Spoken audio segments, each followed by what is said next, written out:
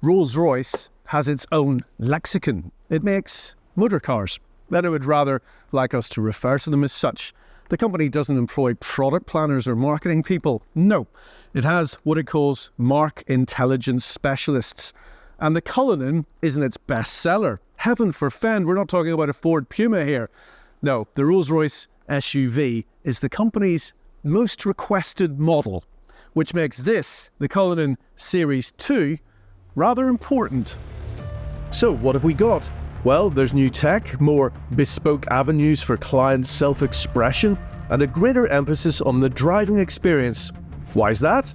Because almost all Cullinan owners drive their cars themselves, with less than 10% having a chauffeur on the payroll.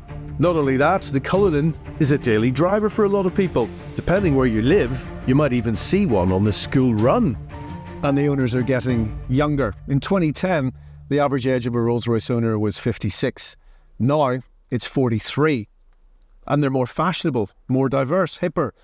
Beyonce and Jay-Z, Big Boy from Outkast, Jamie Foxx, 50 Cent, Kylie Jenner, the Kardashians, probably all of them.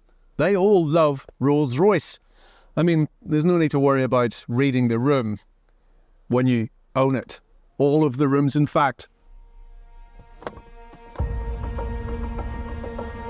As its most requested model, Rolls needed to be smart about updating the Cullinan. The design changes, it says, make the car more energetic, focused and expressive. The front end has been reworked and has taken inspiration from the architecture in the mega cities where these cars spend most of their time. Contemporary buildings are monoliths. They're not pretty, but have a gigantic wow effect. The same is true of the Cullinan, a car that has to be effortless everywhere. Anders, good to see you as always. Can I just do that? You're a man of music, I know. And you talk about, like, you know, there's a song in these cars, but this is because Rolls-Royce uses a lot of metals. There's a story in the metals, so tell me about it. Yeah, so this is a new song with Cullinan, song 2, no pun intended. It's a good tune. But real fun fact is that we believe at Rolls-Royce that each series has its own story. And a Series 1 Cullinan has been very successful. As you know, when Cullinan was introduced, the car almost grew in the market. Had its best every year last year, yeah? It just grew, and people really realized that it's a special story that really links to what Rolls not only has been in the past, but can be in the future. What we found out with Series 2 now is that we have new technologies we want to bring into the car and create that new story. One of the things that we've been focusing on in the design, the Rolls-Royce Pantheon grille, more sharper edges, less of maybe the rounds that you remember with the previous cars. The vertical lines have been emphasized, but I also wanted to add an element of sheerness to the front. The fact that Rolls-Royce Cullinan today had openings, we actually wished a certain amount of surface here, because if you look at the size of the rear on the side, you see surfaces that are somewhat closed, and with that we have that sheerness in the front as well. What you also see in the front, which is very new, is of course the design of the daytime running lights. If you look very closely to the new modules of the headlights, we have double R's and reference to the grille veins. So there's all these beautiful details. To my eye, it kind of enhances its kind of stance, I suppose. We're careful maybe with the word iconography or icons, but this will be a front end you will for sure recognize when you see it on the street. Of course, at dusk or at the evening, you'll see this clear.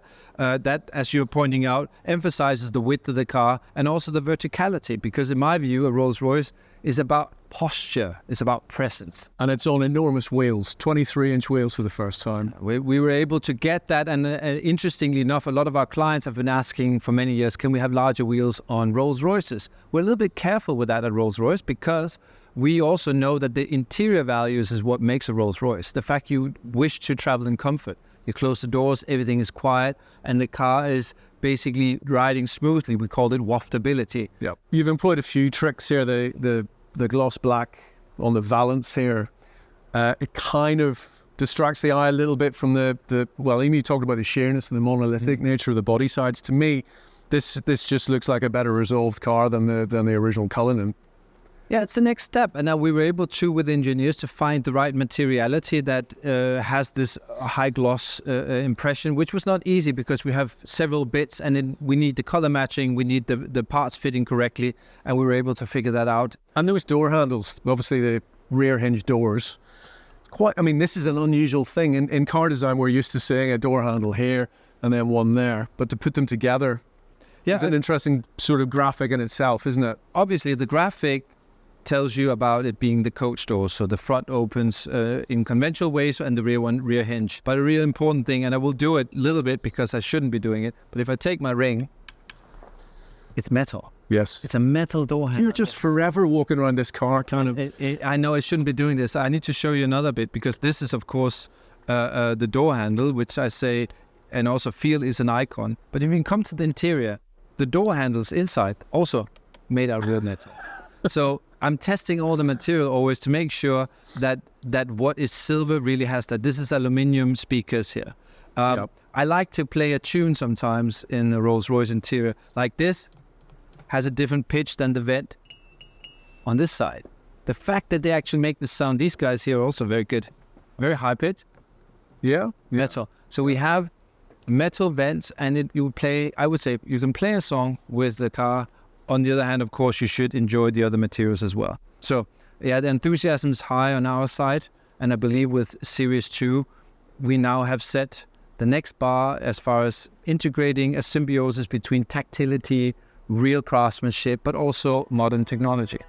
Well, that's the exterior. But more than ever, and with the idea of luxury constantly evolving, what happens inside is arguably even more important. I met Christine Franck, Rolls-Royce's head of colours, materials and fabrics, to find out more. This is very bright. Yeah, that's lime green. That's one of our favorite bespoke colors. This is a new material, isn't it? That's a textile. We've been looking at that for a while. We wanted to return to our history. As you know, in the past, the driver's seat has been covered by leather, and then the patron's rear area was very often with delicate textiles. Why does it take so long? This is a question I was burning to ask earlier. It's 4 years or something in development, wasn't it? Yeah, that's right. So forgive me for my ignorance, but I think a lot of people are probably going, how can it take so long to develop a fabric, a textile? Because we can't take any fabric, right? So if you look at the textile, the shine you have, the delicacy and also the delicate embroidery on top of it. So we had immense discussions within Rolls-Royce. Is it worthy enough? So we were sent into loops and loops to work on that embroidery. What you would probably not see is that it's 2.2 million stitches we have within a car set. So basically there's a lot of time we spend in there, and it's about 11 miles of thread we're using here, which is a lot, as you can imagine. A few other things we should talk about here. That's a clock cabinet. Yeah, we call Spirit it. of Ecstasy. Why did you decide to pop her on display in there? She's been living out there quite happily for many years. We wanted to have the Spirit of Ecstasy also in here as a physical key. A lot of things go digital these days, and to have physical assets within the interior, and this is obviously a very luxurious piece because there's no function behind it. It's again a very emotional hint to it. It's lit in a very beautiful way, and it's all orchestrated in the full dashboard here. So, if you enter the car, first you get your driver's side lit, and then it jumps over to the illuminated fascia. Doesn't it do it as a flow? It starts here and then kind of illuminates. But the last bit is then our Spirit of Ecstasy. And this is new for Cullinan Series II, isn't it? Yeah, that's the illuminated fascia. We have it in the Ghost. That's where we started, and then in Spectre we saw it. Now we have a specific technology. So basically it's a tinted dark glass from the back, and there we laser etch from the back. It's about 7,000 laser. Oh, come on, you know exactly how many it is, don't you? Yeah, 7,003. The design itself is inspired by a metropolitan skyline. Also an inspiration because we see that Cullinan is more and more also in urban environments these days. Thank you. Thank you. Mechanically, the Cullinan is largely unchanged. Well, if it ain't broke, etc. So, We have an aluminium space frame chassis. We have four-wheel steering, four-wheel drive, obviously. We have 48-volt anti-roll system, magic carpet ride, the same 6.75 litre twin-turbo V12 that makes 563 bhp and delivers lots of torque. More than ever, though, this is about presence. It's about grandeur. The Rolls-Royce Cullinan isn't really a car at all. It's the Shard on wheels.